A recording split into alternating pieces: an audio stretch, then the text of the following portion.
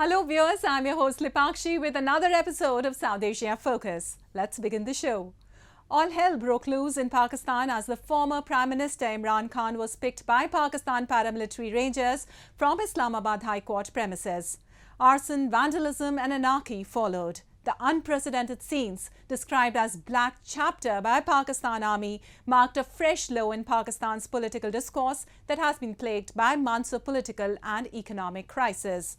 What led to this situation? Why a former Prime Minister is in line of fire? Why Pakistan's army is being blamed? Why almost every Pakistani Prime Minister meets a more or less similar fate? Join us as we try to find answers to these crucial questions.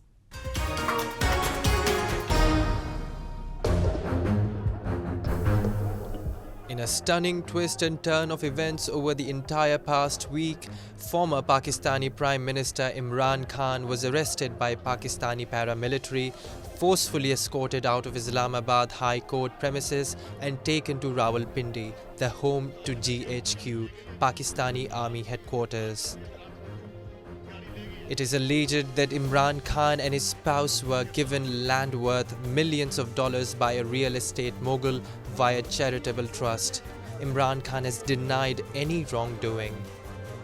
Just moments into the event, everything descended into chaos and anarchy ensued. Never seen before scenes surfaced as Imran supporters cried foul play and vowed vengeance.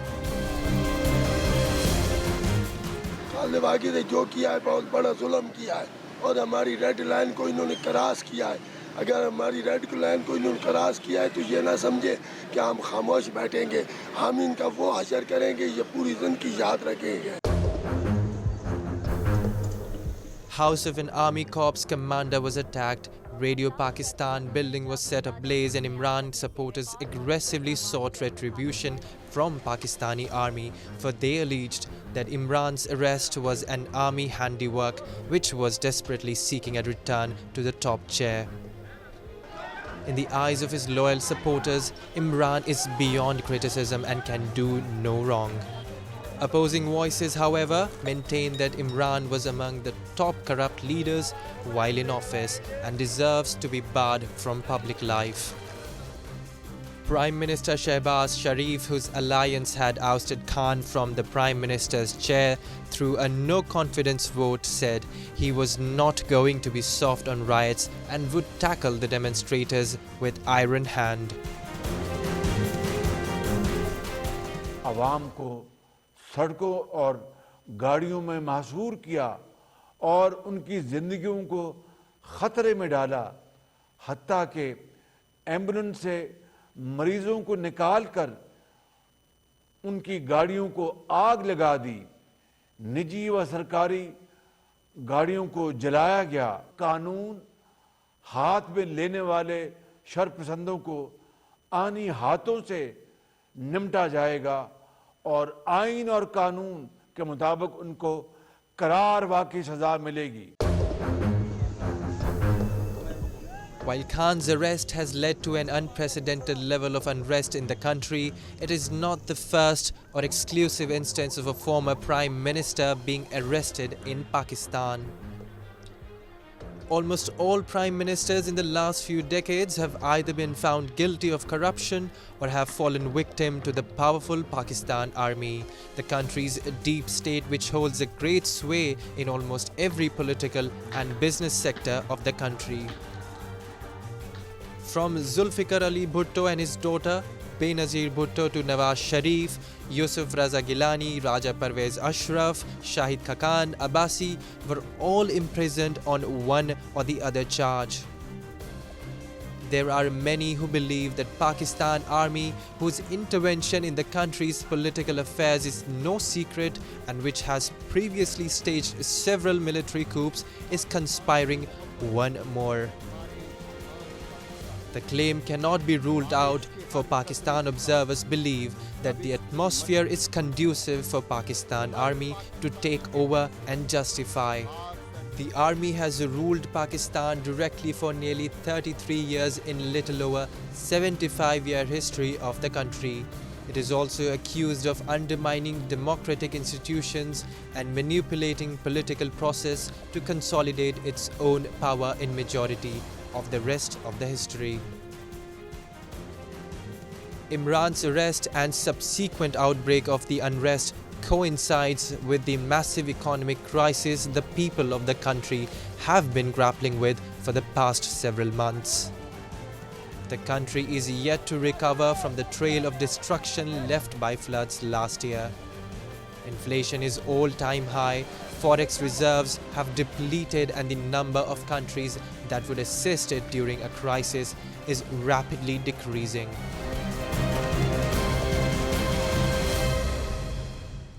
Moving on from the bustling streets of Mumbai and Delhi to the tech towns of Bengaluru and Hyderabad, and from the serene shores of the Bay of Bengal to the habitations in hilly Himachal and Kashmir, India is pulsing with renewed vitality.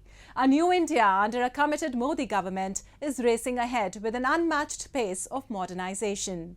India's diplomatic ascendancy, economic transformation, swift infrastructural development, and embrace of innovation and technology have collectively positioned her as one of the leading nations globally.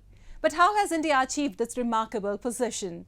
Is it a miraculous overnight achievement or a meticulously crafted, quintessential journey of success? What are the reasons responsible for the growing global optimism of India's future on all fronts? Is India set to reclaim her golden sparrow status? Join us as we take a deeper look at the policies and people behind India's rise as a global leader.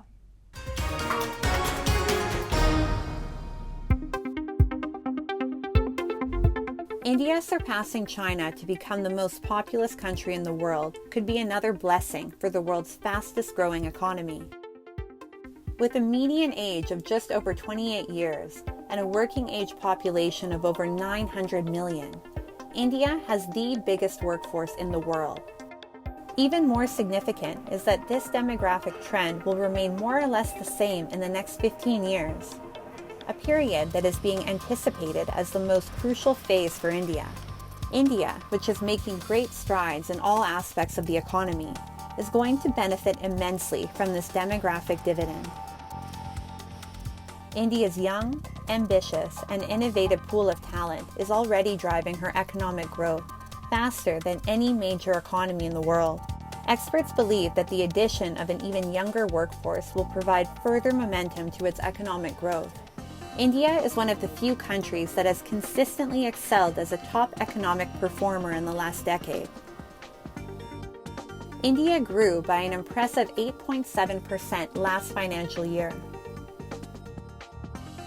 And while the growth speed of major economies like China and the United States, Japan and Germany is set to face major obstructions due to their aging populations, India's broadening consumer base, owing to a younger population and a productive workforce, is projected to catapult the country to the top of the global economic rankings.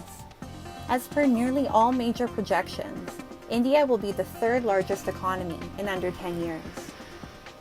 Information technology, the service sector, and agriculture, which have remained India's growth engines in the absence of a manufacturing revolution, will continue to contribute in similar fashion. There are three sectors of the economy: agriculture, manufacturing, and services. Till now, services has been the main sector, which has been a major contributor to the GDP of our country. Apart from that, consumption and demand. The consumption and demand, which we have the great Indian demand story, has been leading Indian economy, the growth of Indian economy. On the other side, the Indian manufacturing sector, which is now taking off in a real sense, will be the trump card during this fourth industrial revolution. Observers say India's predominantly young working age population, which is projected to expand even further by 200 million in the next 3 decades, can and will play an important role in India's manufacturing capacity. One aspect that distinguishes present-day India from India of the previous century is that the young Indian population will not face challenges in accessing basic necessities and will have all the benefits of a well-developed infrastructure. they will be in a much better position to seize the opportunities effectively.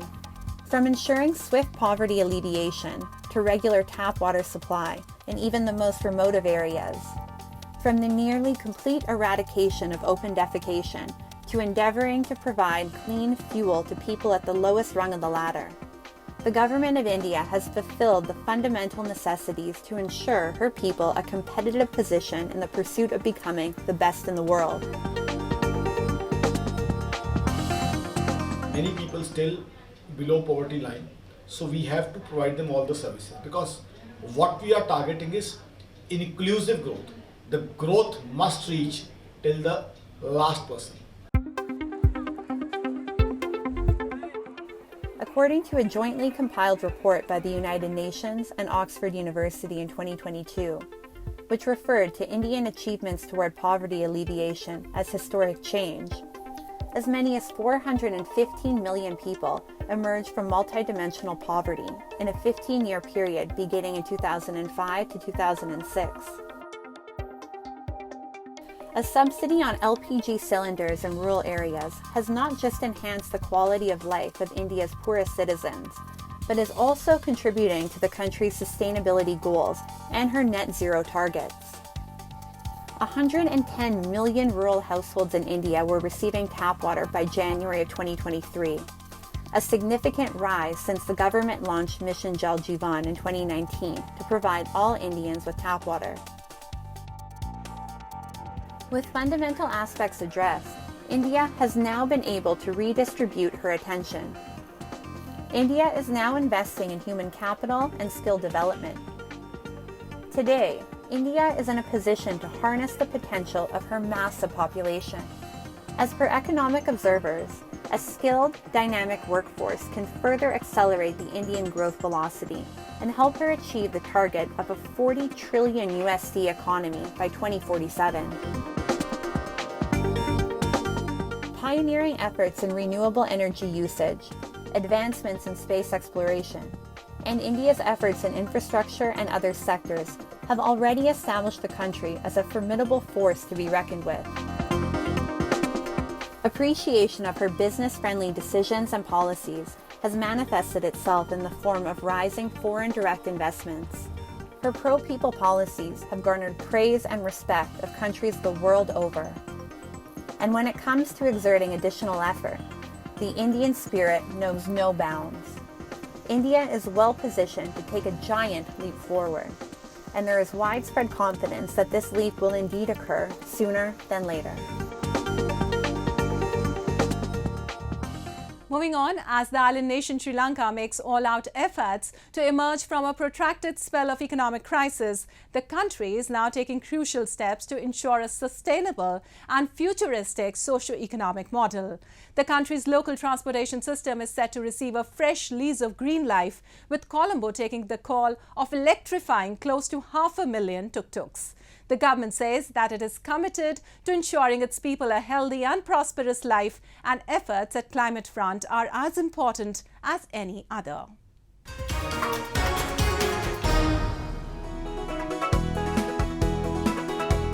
With assistance from the United Nations Development Programme, Sri Lanka this week launched an initiative to electrify 500,000 of its tuk-tuk cabs over the course of the following 5 years.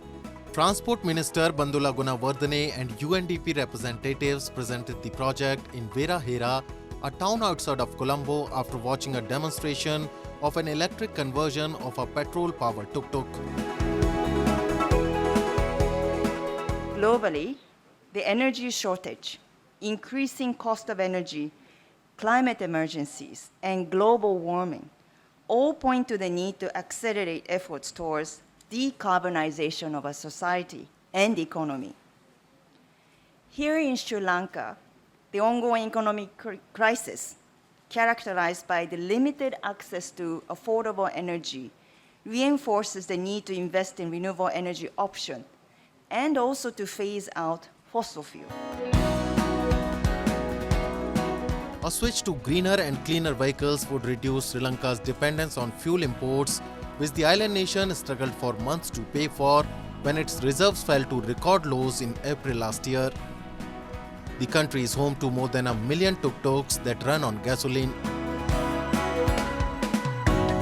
The basic advantage of having an electric three-wheeler is basically it is mainly for the environment, that you are not actually emitting any harmful gases, as well as for your pocket, because you will be completely saved the fuel that you are burning, the petrol cost. You will be only charging the electric vehicle using the electricity, which is more cheaper than purchasing petrol. 200 petrol-powered tuk-tuks will be converted by the UNDP as part of the project, and the UN agency and the Sri Lankan government will work out plans for the remaining vehicles depending on the rollout's outcomes. On one charge, an electric tuk-tuk can cover between 80 to 100 kilometers. The tuk-tuk drivers in Sri Lanka are skeptical that this is possible due to the lack of charging stations in their country.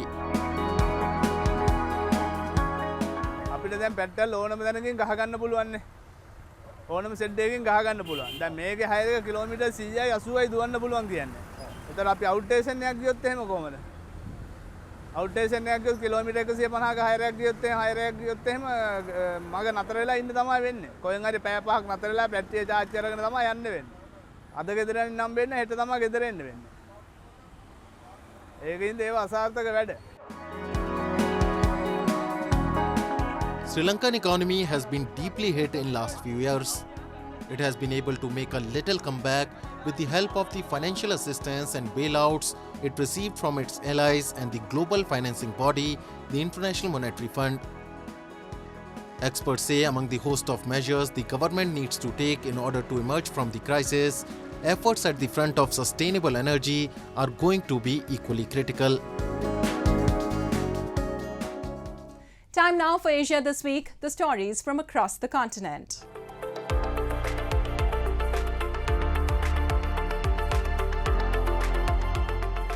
Taiwan President Tsai Ing-wen said she hoped more women will join the Republic's reserve forces training so that the population will be able to defend their country. Tsai this week visited a reserve forces training camp in Taiwan, where the first batch of female reservists were allowed to voluntarily attend the training for the first time. 这次教招也以实兵实装的方式，让各位在防卫作战中处置各种战斗状况。我们的原则就是就地动员，就地作战，让每一位参加教招的人都有能力守护自己的家园。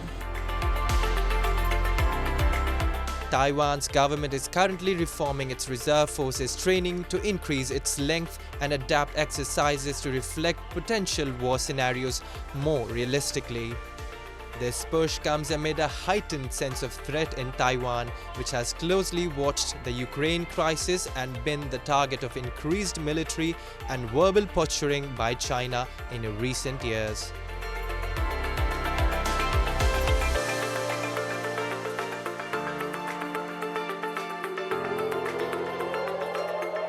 Palestinian militants fired a barrage of rockets towards Israeli southern cities this week as Israel killed 5 senior Islamic Jihad figures since Tuesday, pressing an operation that has cost 28 lives in Gaza Strip, including women and children. Palestinian cross-border rocket salvos inflicted a first fatality in Israel on Thursday. Sirens sent residents to shelters in Israeli towns around Gaza as Iron Dome air defense interceptors were shooting down incoming rockets.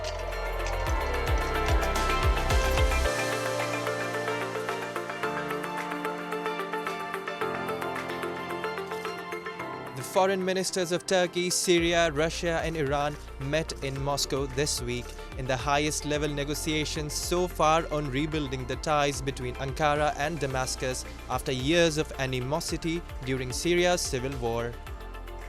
Turkey is hosting more than 3.5 million refugees from neighboring Syria.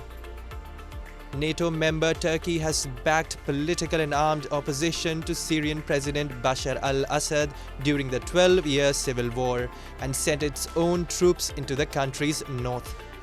It was not immediately clear if the meeting produced any concrete outcomes. Syrian and Turkish defense ministers had held talks in Moscow in December. Moscow is Assad's main ally and Russia has encouraged a reconciliation with Ankara, but Damascus demands full withdrawal of Turkish troops for relations to be restored.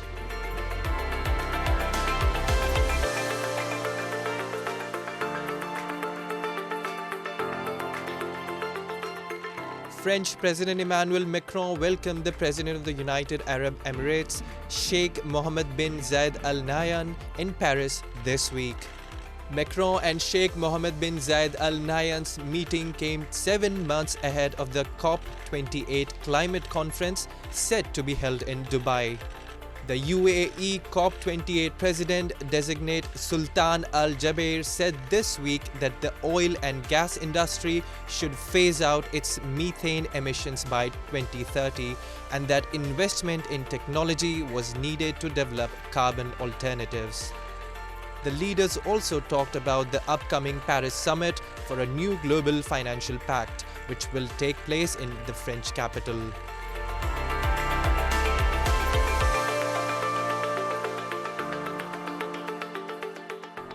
Well, Indian tribal festivals are both unique and vibrant. Home to a number of tribes, Jharkhand witnesses one or the other tribal festival on regular basis. One such festival is Manda Puja, which is celebrated in the honor of Lord Shiva and Goddess Parvati.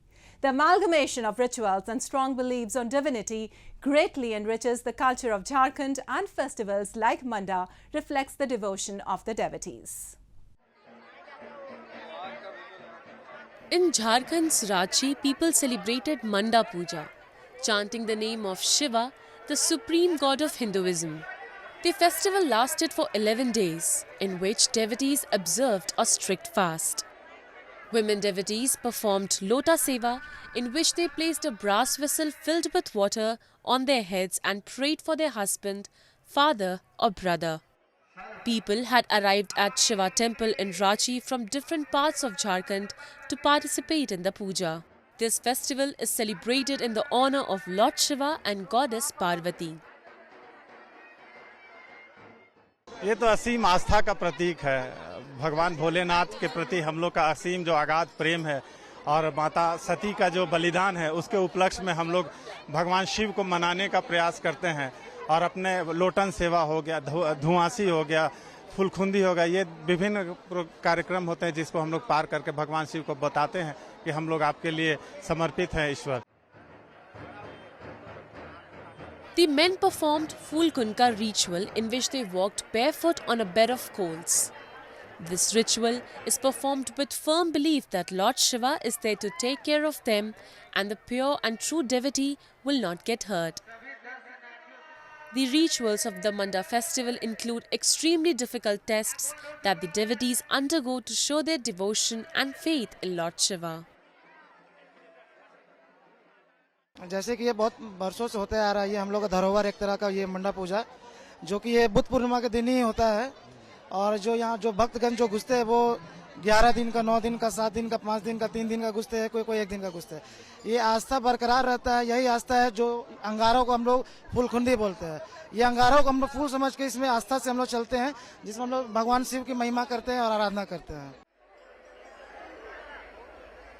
All the rituals that involve physically tough ordeals are followed with strong belief in divinity, and hence each and every aspect of this puja is considered as sacred by devotees. The diverse culture of Jharkhand speak about their history and strong belief in divinity. Some believe that the test of endurance is also a test of spirituality. With that, we come to the end of this week's episode. See you next week. Goodbye and take care.